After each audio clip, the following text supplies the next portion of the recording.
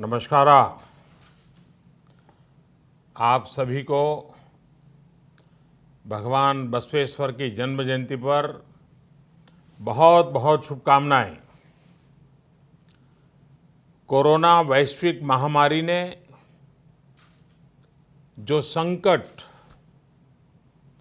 पूरे विश्व के सामने उपस्थित किया है, उसे देखते हुए मेरी यही कामना है कि हम सभी पर बसवेश्वर की कृपा बनी रहे और हम भारतवासी मिलकर इस महामारी को परास्त कर पाएं और न सिर्फ भारत का, पूरी मानव जाति के कल्याण में कुछ न कुछ हम योगदान दे पाए। साथियों, मुझे भगवान बसवेश्वर के वचनों, उनके संदेशों से निरंतर कुछ न कुछ सीखने का सौभाग्य मिला है।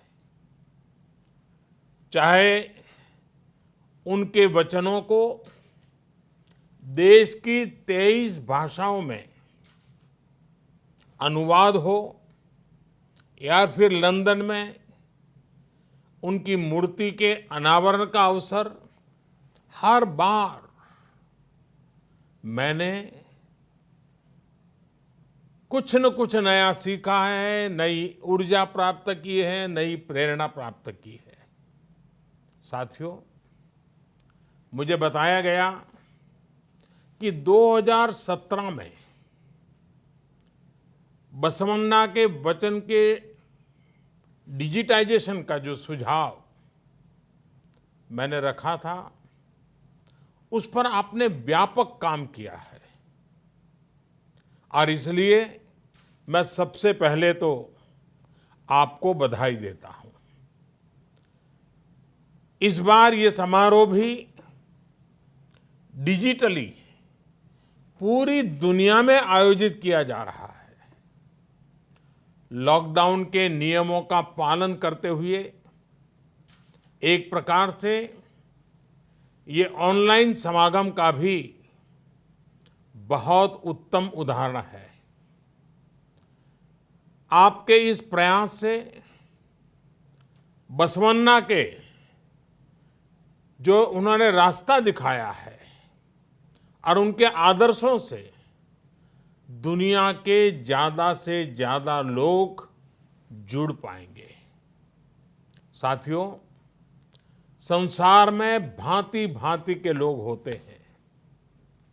हम देखते हैं कुछ लोग बातें तो बहुत अच्छी करते हैं, लेकिन आचरण से उनका कोई लेना देना नहीं होता है।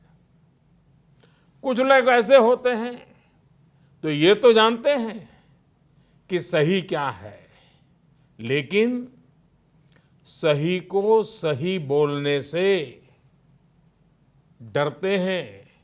पहले स्वार्थ के तराजू से सब कुछ तोलते हैं। लेकिन बसवन्ना ने सिर्फ उपदेश का रास्ता नहीं चुना, बल्कि जो सुधार वो व्यक्ति में, समाज में चाहते थे, उन्होंने वो स्वयं से शुरू किया। जब हम परिवर्तन को, रिफॉर्म को खुद जीने लग जाते हैं, खुद उदाहरण बनते हैं, तभी हमारे आसपास भी सार्थक परिवर्तन होते हैं।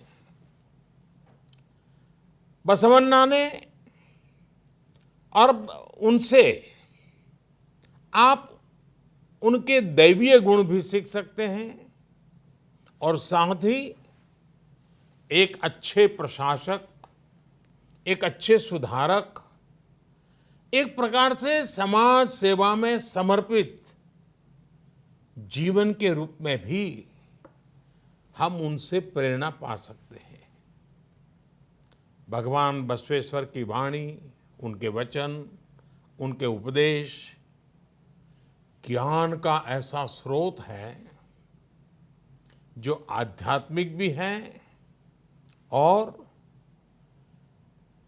धरातल पर जमीन से जुड़ा हुआ प्रैक्टिकल गाइड की तरह मार्ग भी दिखाते हैं।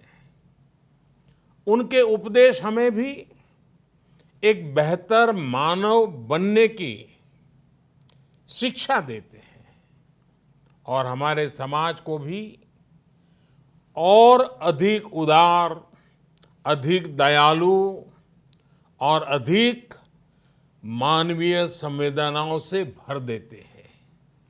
और साथियों, भगवान बसवेश्वर जी, उन्होंने जो कहा वो ये भी बताता है कि वो कितने बड़े दूरदृष्टा थे। आज से सदियों पहले ही भगवान बसवेश्वर ने सोशल और जेंडर इक्वलिटी जैसे बड़े महत्वपूर्ण विषयों पर उस जमाने में समाज का मार्गदर्शन किया था।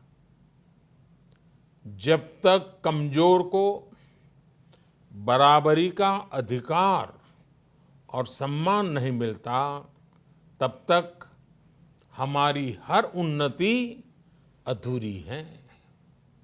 ये बात उन्होंने उस दौर में समाज को सिखाई थी।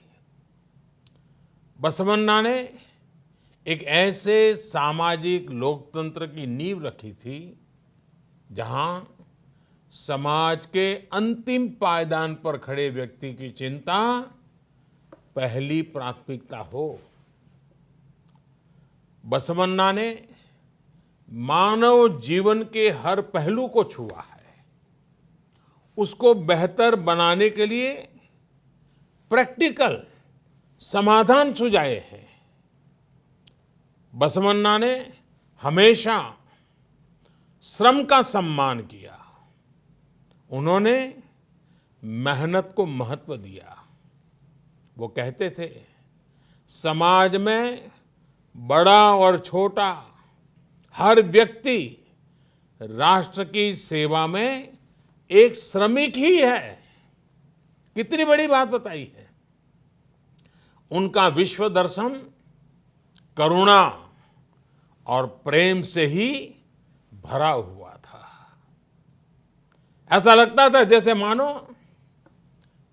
उनकी आंखों में से करुणा और प्रेम के झरने बह रहे हैं।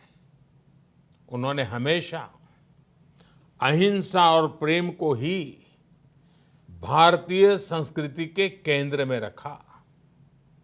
और इसलिए आज जब हमारा देश, हमारा भारत अनेक चुनौतियों को पार करते हुए आगे बढ़ रहा है, तो बसवन्ना के विचार उतने ही प्रासंगिक हो जाते हैं। उनके ईश्वरीय वचन हो या अनुभव मंटपा की उनकी लोकतांत्रिक व्यवस्था या फिर स्वावलंबन के प्रयास हो, बसवेश्वर ने हमेशा इन्हें समाज निर्माण का अहम हिस्सा बनाया। समाज और प्रकृति का एक भाव, प्राकृतिक और सामाजिक संसाधनों का संयम के साथ उपयोग, उनकी ये भावनाएं जितनी सैकड़ों वर्ष पूर्व महत्वपूर्ण थी, आज भी उतनी ही महत्वपूर्ण है। साथियों, 21वीं सदी के भारत में भी आज अपने आसपास युवा साथियों में, देशवासियों में सार्थक बदलाव के लिए एक मजबूत इच्छा शक्ति, मजबूत संकल्प शक्ति मैं हमेशा अनुभव करता हूं। 130 करोड़ देशवासियों की वही संकल्प शक्ति जिसकी प्रेरणा सदियों पहले बसवन्ना ने दी थी, आज भारतवासियों को ये लगता है कि परिवर्तन वाकई उनसे शुरू होता है। इस प्रकार की आशा और विश्वास देश को मुश्किल से मुश्किल चुनौतियों से बाहर निकालने में बहुत मदद करता है और कर रहा है। साथियों, इसी आशा और विश्वास के संदेश को हमें आगे बढ़ाना है। इतना ही नहीं, उसको मजबूत करने में अपना योगदान भी देना है। यदि हमें परिश्रम और परोपकार के लिए प्रेरित करेगा, तभी तो हमें इच्छित परिणाम मिलेंगे।